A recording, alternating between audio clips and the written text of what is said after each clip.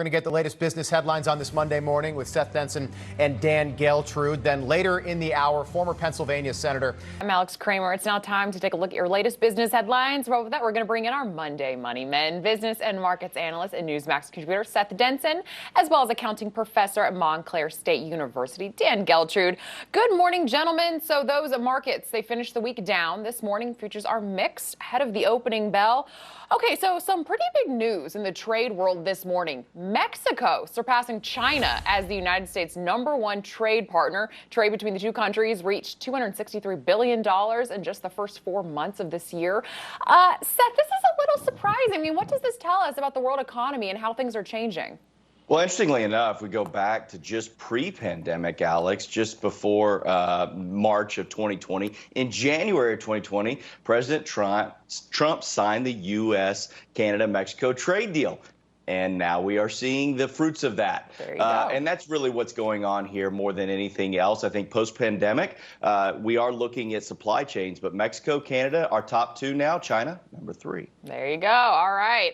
Tropical storm Hillary is here, and she brought a lot of flight cancellations with her. More than 1,000 flights were canceled across the United States this past weekend due to those tropical storm conditions. California and Nevada are both in a state of emergency. Dan, what can we expect as this storm continues to rage on this morning? And more delays and cancellations, that's for sure. Just what we need this summer when it seems like there's never-ending delays when it comes to flights. But listen, that's not the primary issue here. The primary issue here is the flooding that's going to take place with this tropical storm. There has not been a tropical storm that has hit the California coast in 84 years. Wow. This is a big deal. It's going to bring a lot of damage, and keep this in mind.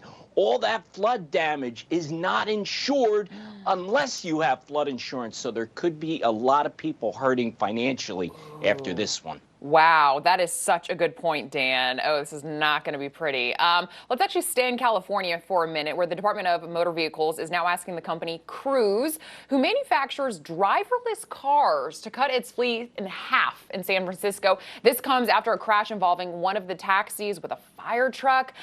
Tell us more about this, Seth. Are you surprised by this move?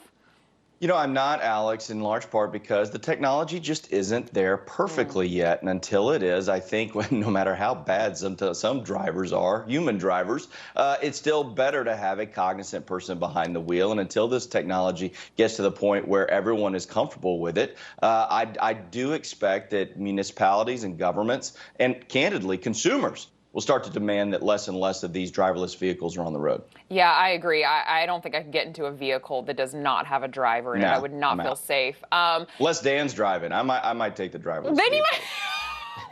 Wow, taking shots on a Monday morning. How about this? A new Meta return to office mandate now requires employees of the company to be in the office at least 3 days a week. The company actually warning that if an employee fails to meet those requirements, they may be fired. Dan, we've actually talked about this a lot. What's your thought on this? And now companies now requiring people to return to the office. Yes, we have. And this is a topic that Seth and I have debated endlessly over. Look, here's where we're going here. The 3-day in the office is going to be, in my opinion, the new standard. This is really a compromise between employers and employees, right? Because employees most times are in favor of working remotely. But here's what it tells me more than anything. There is a shift in the leverage to the employers now, because back just a couple years ago, employers couldn't get employees to come back in, and they were out of luck because there were no options. Now there are, so that's why we see this shift. Yeah, people get back to the office. All right, this next topic I'm hot on. So another social media platform making headlines once again. Elon Musk announcing that X.com will be eliminating the ability for users to block accounts. Seth, come on. What are your thoughts on this? This could not be a good plan.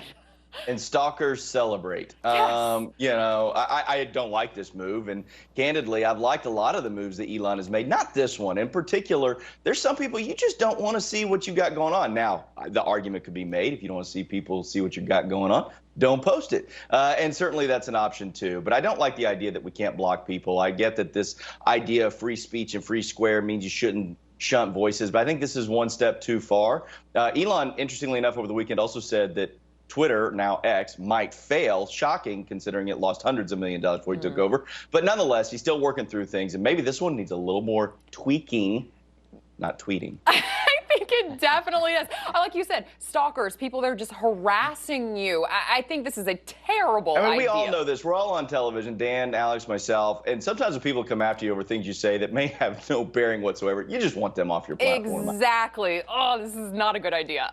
Okay, so let's move on. Nissan announcing they are recalling 263,000 Sentras over possible steering control issues. Dan, how does this massive recall affect Nissan?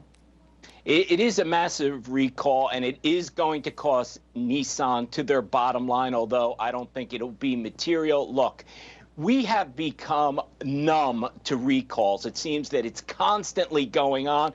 So I don't think this is going to lead to Nissan selling less cars. So although it's disturbing, it's a steering issue, I think this will pass. All righty. How about this one? Trader Joe's, my goodness, they cannot seem to stay out of the headlines. Last month, we saw the company recalling products for rocks, bugs. Now the company is announcing they are recalling crackers because they may contain metal. I mean, Seth, at what point does Trader Joe say, hey, hold on, we might have a massive issue here? You get a recall. You get a recall. Yeah. I think it's going to need to change it to Recall Joe's. It seems like every week we're doing a story on something. Yeah. Yet, you know what? There's a cult following. People still go to Trader Joe's. I don't get it. I've been in this store. I can't find anything. Nonetheless, if you want metal, rocks, or wood, Trader Joe's is your spot. Get there. There's your new hot spot for those products. Finally, a 1954 Ferrari was just sold at auction for $1.9 million. Okay, but there's a twist. The car is nothing but a dented, torn up, and run-down body, missing parts. It had fire damage. It had been in multiple wrecks. If you see the photos of it, it is literally just a piece of metal. Dan, why would somebody pay that much money for a hunk of metal? Well, there's two pieces to this. One, you have to love being a car collector. And two, you got to be like Seth. You got to have money to burn that you just are okay with. So with that said, this particular car you're looking at in terms of being able to get any value, you got to sink about $4 million into this. Again, chump change for Seth.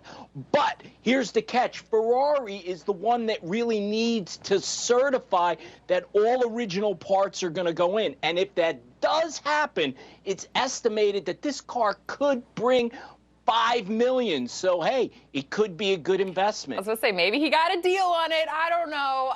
Seth Denson, Dan Geltrude, thank you much. This was a whole lot of fun this morning. Appreciate it.